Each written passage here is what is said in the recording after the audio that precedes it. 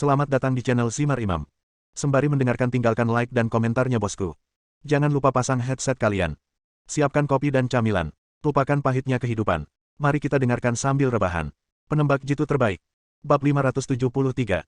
Sekolah Seni Bela Diri Jenggot. Huzi telah menyelesaikan tutorialnya hari itu dan sudah mandi dan pergi tidur, namun dia merasa gelisah dan bangkit dari tempat tidur. Setelah meneguk anggur 2 kali, saya tidak bisa menahannya. Saya berjalan bolak-balik di ruang tamu dan melihat sandal putri saya masih di pintu. Benarkah? Hu mengerutkan kening. Dia tahu putrinya berlari di malam hari, tetapi dia juga tahu bahwa Hu Jing adalah orang yang sangat biasa. Jam berapa Anda bangun, tidur, dan berangkat sekolah setiap hari bisa dikatakan sudah tetap.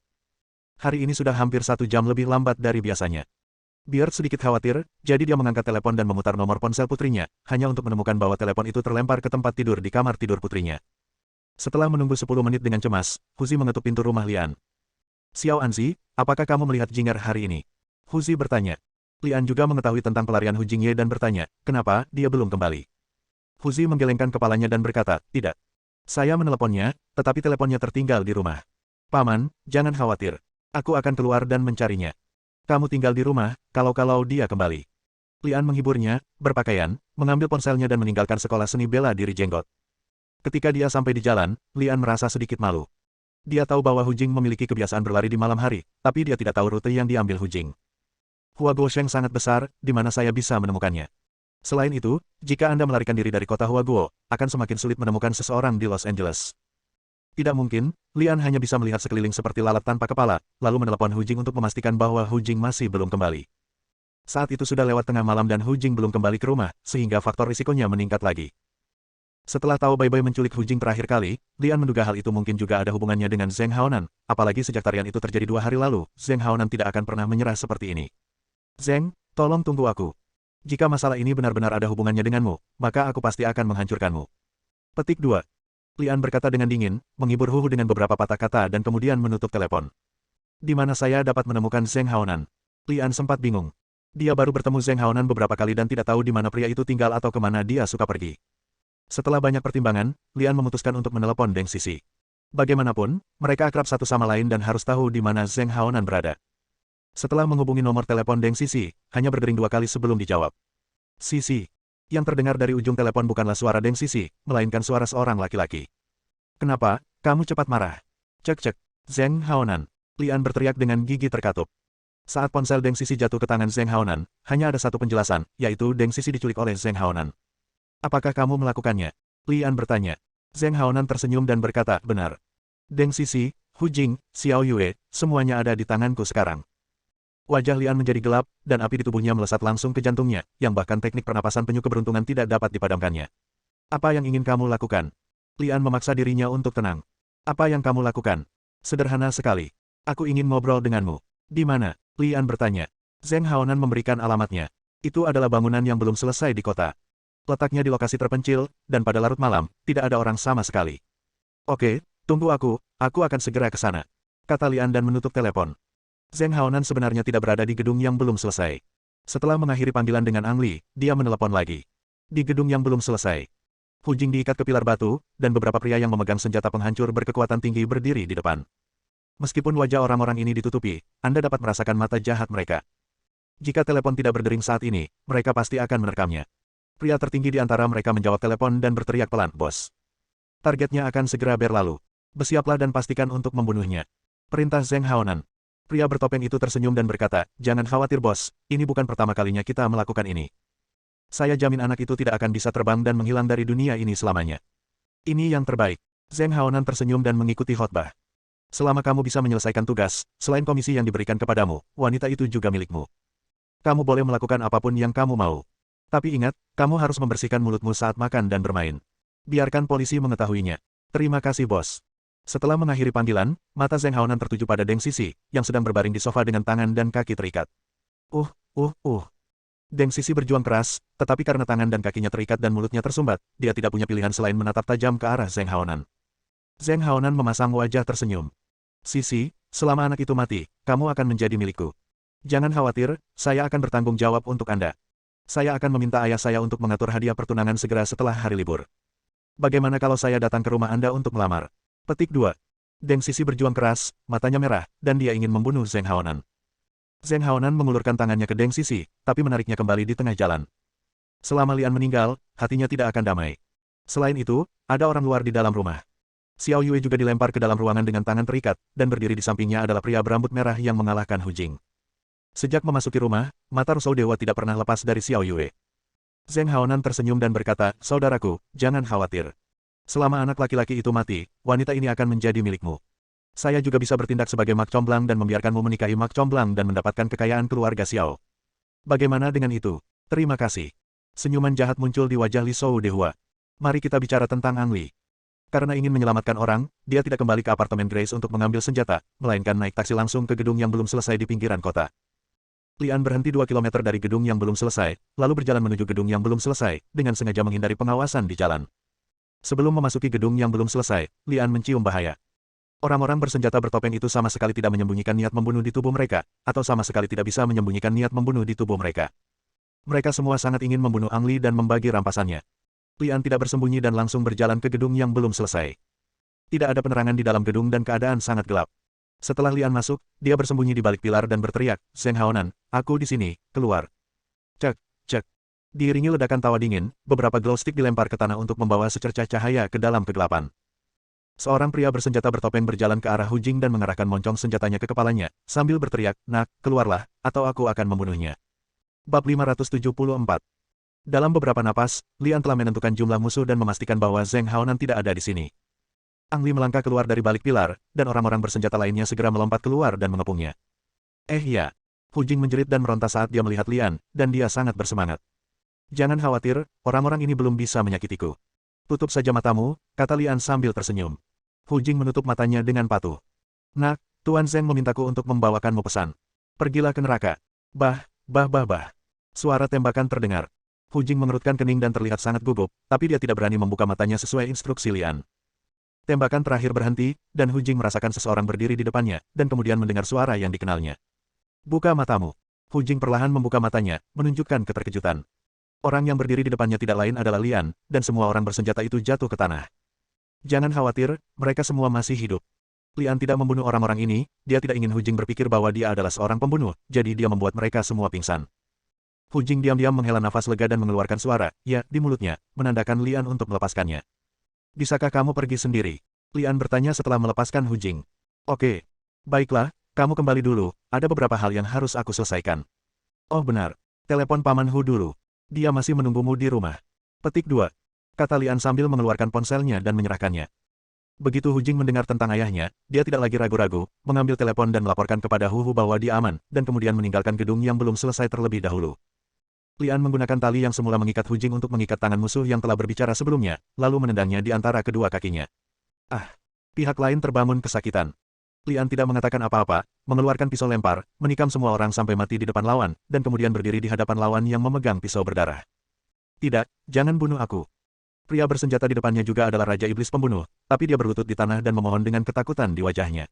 "Apakah kamu tahu di mana Zheng Haonan?" Lian bertanya. Saya tahu." Pria bersenjata itu mengangguk berulang kali. "Bawa aku untuk menemukannya," perintah Lian. "Oh, baiklah." Pria bersenjata itu mengangguk. Dia tahu bahwa dia tidak mati seperti teman-temannya karena dia masih memiliki nilai. Jika dia kehilangan nilai sekecil ini, dia akan menjadi mayat di tanah. Saat ini, di matanya, Lian adalah iblis sejati, dan dia menyesal mengambil tugas sialan ini. Musuh punya mobil, jadi ini menyelamatkan Lian dari banyak masalah, dan dia langsung menuju ke Zheng Haonan. Zheng Haonan mondar-mandir di dalam ruangan, merasa sedikit gelisah. Dia memperkirakan Lian seharusnya sudah tiba, dan orang-orang bersenjata yang diatur seharusnya membunuh Lian, tapi dia belum menerima kabar apapun sampai sekarang. Beberapa kali dia ingin menelepon dan bertanya, namun dia menyerah karena takut merusak rencananya. Sebaliknya, Rusou Dewa sangat tenang, mengagumi keindahan sambil meminum anggur merah, dan di saat yang sama ia tidak lupa menghiburnya.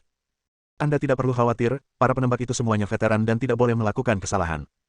Tidak masalah jika mereka tidak membunuh targetnya, masih ada aku." Petik 2. Zheng Haonan sedikit tenang saat matanya tertuju pada Rusou Dewa. Pria di depannya dipekerjakan olehnya dengan sejumlah besar uang, dan kekuatannya jauh lebih tinggi daripada pembunuh Tao Bai. Sial. Ada 3 ketukan pelan dari pintu. Zheng Haonan melangkah maju dan melihat melalui lubang intip. Melihat bahwa itu adalah pria bersenjata sewaannya, dia membuka pintu dan bertanya, "Bagaimana? Apakah sudah selesai?" Ledakan. Sebelum Zheng Haonan menyelesaikan kata-katanya, dia terbang dan mendarat di sofa. Duduk di samping, Lasou Dewa melompat seolah-olah ada yang menginjak ekornya. Suara, celetuk. Pria bersenjata itu melompat dari luar pintu, dengan pedang tertancap di punggungnya. Kemudian, Lian masuk dari luar dan menutup pintu. Melihat sekeliling, Lian hanya melihat Deng Sisi, tapi tidak melihat Xiao Yue, dan alisnya berkerut. Li Xiaoan. Zheng Haonan menangis gemetar, lalu berteriak kepada Rusou Dehua. Bunuh dia dengan cepat. Rusou Dehua terkejut pada awalnya, tapi menjadi tenang setelah matanya tertuju pada Lian. Wah, jika saya membacanya dengan benar, kultivasi Anda seharusnya berada pada Ki tingkat kedua, kan? Lian memperhatikan Rusou Dehua sejak awal dan melihat bahwa satu-satunya orang di ruangan itu yang dapat menjadi ancaman baginya adalah Rusou Dehua. Rusou Dehua perlahan menuangkan anggur dari cangkir ke dalam mulutnya, tersenyum pada Lian dan berkata, "Nak, kamu juga harus bisa mengetahui bahwa kultivasiku berada pada Ki tingkat ketiga. Seperti kata pepatah, satu tingkat, satu dunia. Anda tidak akan pernah bisa mengalahkan saya dengan budidaya Ki tingkat kedua Anda, karena saya menyarankan Anda untuk bunuh diri agar Anda dapat menghindari rasa sakit." Petik 2. Zheng Haonan menjadi tenang ketika dia mendengar bahwa penghancur berbahaya jauh lebih baik daripada Lian.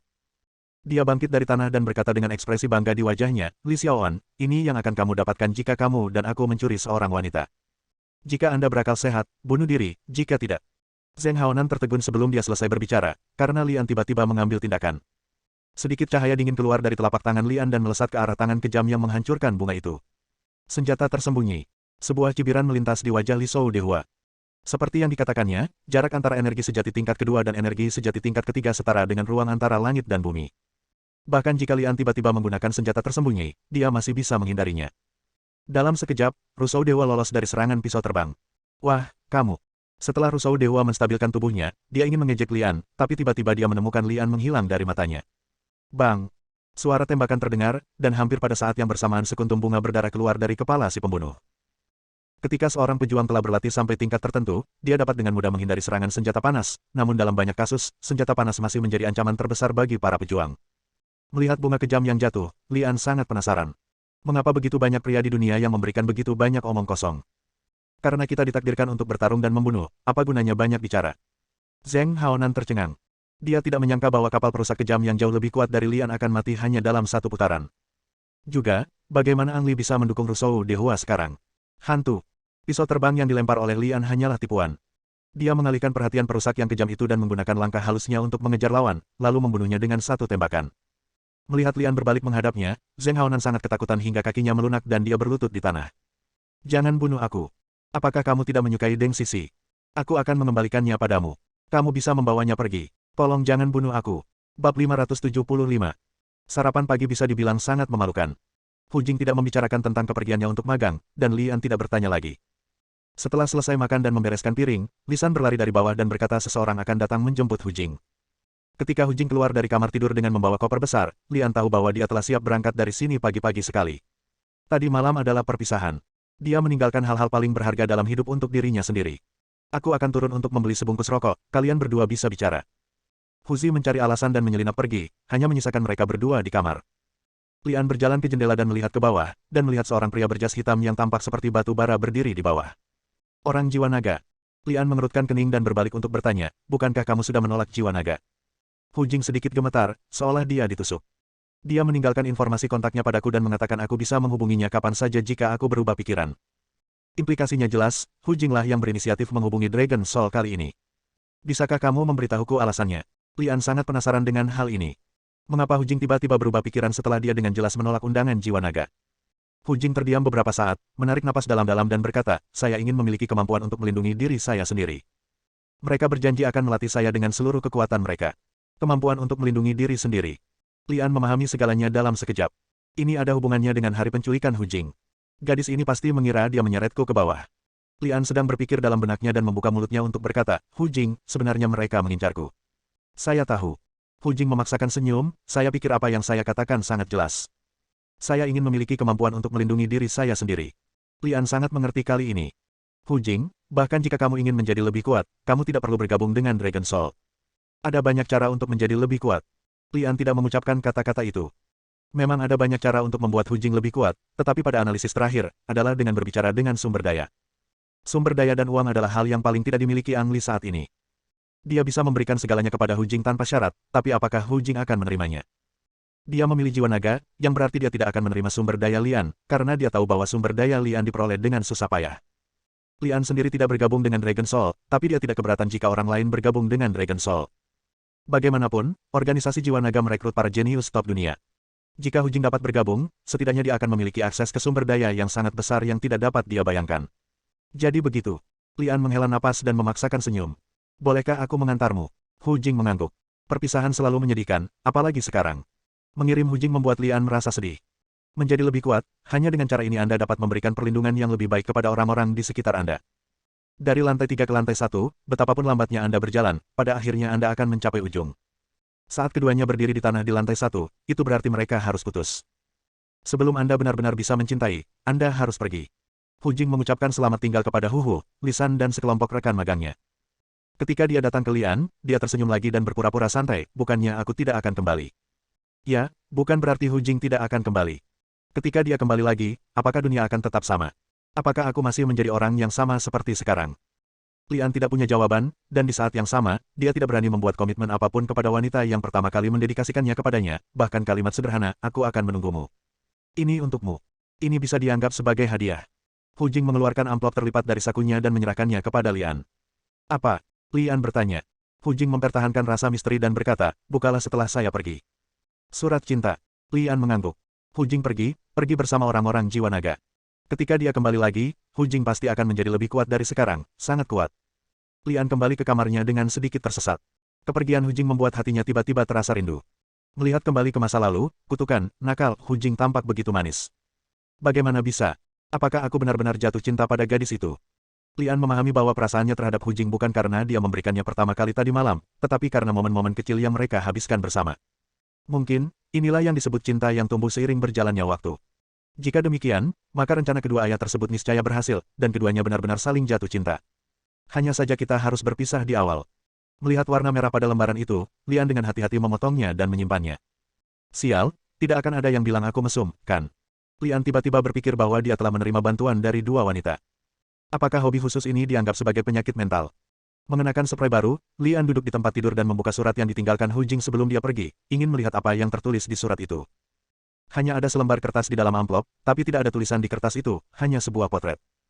Wanita dalam lukisan itu berusia sekitar 30 tahun, mengenakan pakaian biasa, dengan rambut hitam tergerai alami seperti air terjun, dan alisnya agak mirip dengan Ang Li. Ibu. Hu Jing tidak menunjukkan apapun, tapi Lian langsung mengenalinya.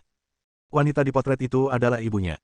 Dia tidak dapat mengingat seperti apa rupa ibunya, namun nyatanya, penampilannya selalu terpatri di benaknya, dan dia bisa mengenalinya hanya dengan sekali pandang. Ini adalah darah.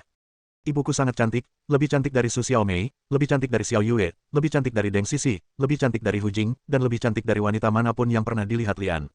Dong dong dong. Lian bisa merasakan jantungnya berdebar kencang. Dia tidak sengaja menekan kegembiraan emosional ini, melainkan membiarkannya dilepaskan sepenuhnya. Jing, terima kasih. Lian berkata dengan penuh terima kasih. Dengan potret ini, Lian setara dengan mendapatkan petunjuk penting untuk menemukan ibunya melalui toko berita. Satu-satunya hal yang hilang sekarang adalah uang. Saya harus menemukan cara untuk mendapatkan uang. Sepanjang pagi, Lian sedikit bingung memikirkan bagaimana cara mendapatkan uang. Setelah makan siang, Lian memutuskan untuk pergi ke pasar gelap. Sekarang saya hanya dapat melakukan lebih banyak tugas untuk mendapatkan komisi. Jika tidak berhasil lagi, saya akan menjual kopernya. Koper yang selalu berubah-ubah itu diberikan kepada Ang Li oleh Chon. Meskipun Ang Li tidak mengetahui asal-muasalnya secara spesifik, dia yakin koper itu sangat berharga, sesuatu yang bahkan tidak dapat dibeli dengan uang. Selama Anda membawanya ke pasar gelap, saya yakin Anda bisa mendapatkan harga yang bagus. Tentu saja, menjual koper adalah pilihan yang diambil Ang Li ketika dia tidak punya pilihan. Kini, dia hanya memikirkannya dan tidak punya niat nyata untuk menjualnya. Setelah menyapa Hu Hu, Lian keluar dari sasana seni bela diri dan hendak pergi ke pusat misi pasar gelap untuk mencari misi yang cocok, ketika ponselnya tiba-tiba terlintas di benaknya. Itu adalah nomor yang benar-benar asing. Lian ragu-ragu sejenak dan menekan tombol sambungkan. Bab 576. Ini aku. Hanya dengan dua kata, mata Lian sedikit berbinar. Orang di ujung telepon adalah Wunan. Sejak putus dengan John terakhir kali, Lian bergegas kembali dan tidak melihat Wunan, dan keduanya tidak berhubungan lagi sejak saat itu. Sekarang Wunan tiba-tiba menelepon untuk memberitahu Lian bahwa dia masih hidup, dan sebuah batu yang tergantung di hatinya setara dengan dijatuhkan. Jangan bicara, dengarkan saja aku. Wunan segera menambahkan. Misi terakhir harus dilanjutkan. Saya telah mengumpulkan tim lain di pasar gelap. Waktu spesifik operasi akan dibicarakan saat kita bertemu. Anda sekarang mengambil senjata dan perlengkapan Anda dan bertemu di tempat kami pergi terakhir kali. Petik 2. Setelah mengatakan itu, Wunan menutup telepon. Menghadapi panggilan yang terburu-buru, Lian merasa segalanya tidak sesederhana itu. Tempat keduanya putus terakhir kali adalah mobil bengkel yang terbengkalai di pinggiran kota, yang kemudian musnah dilalap api. Wunan mengusulkan untuk bertemu di sana, yang jelas terkait dengan apa yang terjadi terakhir kali.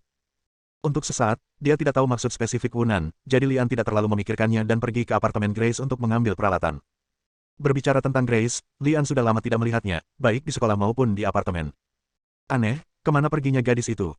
Jika tidak ada jejak kehidupan Grace di apartemen itu, Lian pasti mengira dia telah diculik. Setelah memakai peralatan, Lian mengambil mobil dan menuju ke bengkel mobil. Lian turun dari mobil 1 kilometer dari bengkel mobil dan diam-diam mengamati lingkungan sekitar sambil berjalan.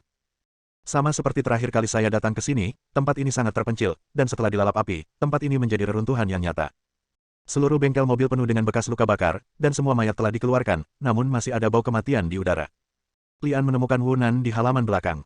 Dia bersembunyi di ruangan kecil yang gelap, tetapi tidak melihat personel lain. Apakah kamu satu-satunya? Lian bertanya. Wunan mengangguk dan berkata dengan nada meminta maaf, saya minta maaf karena melibatkan Anda, tapi saya benar-benar tidak tahu harus meminta bantuan kepada siapa selain Anda. Apa yang sebenarnya terjadi? Lian bertanya. Wunan menarik napas dalam-dalam dan berkata, hantu itu. Orang dalam. Kelopak mata Lian menjadi gelap. Wunan melanjutkan, rencana aksi kami bocor terakhir kali, dan ini bukan pertama kalinya. Semua tanda menunjukkan bahwa ada masalah internal dalam diri kami. Setelah itu, saya dan Anthony membahas masalah ini. Orang yang paling mungkin mengkhianati kami adalah atasan Anthony, Komandan Kolonel Bu Yuan.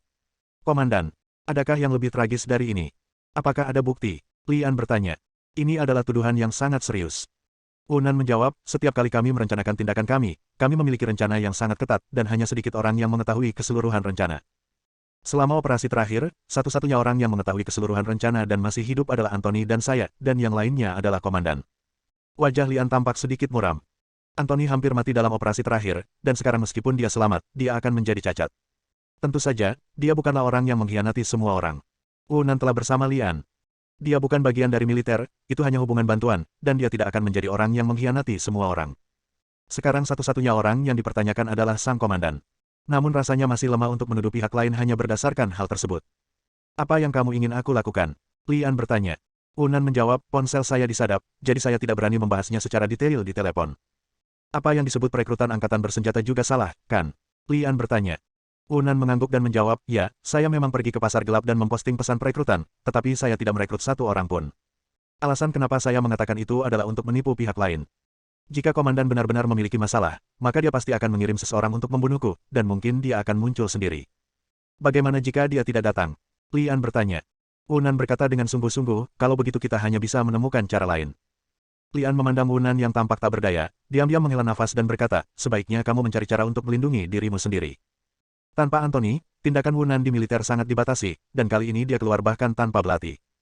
Inilah sebabnya dia meminta Lian membawa perlengkapannya sendiri melalui telepon. Selain rompi anti peluru, Lian juga memberi Wunan senapan otomatis dan pistol untuk pertahanan diri, lalu keduanya menemukan tempat untuk bersembunyi di bengkel mobil. Waktu berlalu seperti air, dan tak lama kemudian langit menjadi gelap. Berdengung. Suara motor mobil memecah kesunyian yang gelap. Beberapa sorotan lampu melintas, dan 5 kendaraan off-road militer bergegas menuju tempat reparasi mobil. Wunan, tinggalkan senjatamu dan menyerahlah. Suara tersebut berasal dari pengeras suara di atap kendaraan off-road bagian belakang. Lian bersembunyi di balik bayangan gelap di atap bengkel mobil, dan melalui teropong night vision dia melihat seorang petugas parubaya berseragam duduk di dalam kendaraan off-road. Meskipun dia belum pernah melihatnya sebelumnya, Lian mungkin menduga bahwa perwira parubaya ini adalah komandannya, Kolonel Bulin. Wunan keluar rumah sambil membawa senapan otomatis. Wow! Terdengar suara, dan para prajurit mengarahkan senjatanya ke Wunan. Mungkin karena Lian ada di sana, Wunan terlihat sangat tenang. Kolonel, saya tidak mengerti apa maksudnya. Kata Wunan pura-pura bingung. Buyang mendengus dan berkata, Wunan, apakah kamu masih berpura-pura bodoh? Mengapa kami disergap pada operasi terakhir kami? Hanya sedikit orang yang mengetahui keseluruhan rencana operasi, dan satu-satunya yang hidup sekarang adalah Anda, saya, dan Anthony. Anthony merangkak keluar dari antara kematian dan belum melewati masa kritis, jadi wajar saja dia tidak bisa menjadi tikus tanah. Dan Anda, sama sekali bukan salah satu dari kami. Siapakah pengkhianat yang mengkhianati kami jika bukan Anda? Wunan mencibir, ini benar-benar tamparan di wajahnya, tapi dia dijebak oleh pihak lain. Kolonel, ini semua tidak masuk akal. Apakah Anda punya bukti lain? Bukti. Kamu bertindak sendiri tanpa melapor. Bukankah ini termasuk bukti? Wunan, letakkan senjata di tanganmu, dan aku jamin kamu mendapatkan persidangan yang adil. Jika tidak, Wunan mendengus dingin, memandang ke-20 tentara itu, dan bertanya, apakah kamu juga berpikir bahwa akulah tikus tanahnya? Para prajurit tidak berbicara. Dibandingkan dengan Wunan, seorang orang luar, mereka lebih percaya pada kata-kata komandan. Wunan mendengus lagi, mengeluarkan ponselnya dan membuka rekaman video untuk ditonton para prajurit. Dalam video tersebut, Anthony terbaring di ranjang rumah sakit dengan perban di sekujur tubuhnya dan berkata dengan lemah, hidupku diselamatkan oleh Hunan. Tanpa dia, aku akan mati pada operasi terakhir. Jika semua orang melihat video ini, itu berarti komandannya salah menuduh Hunan sebagai tikus tanah. Saya jamin di sini bahwa Hunan jelas bukan tikus tanah yang sebenarnya adalah Komandan Bulin. Bersambung.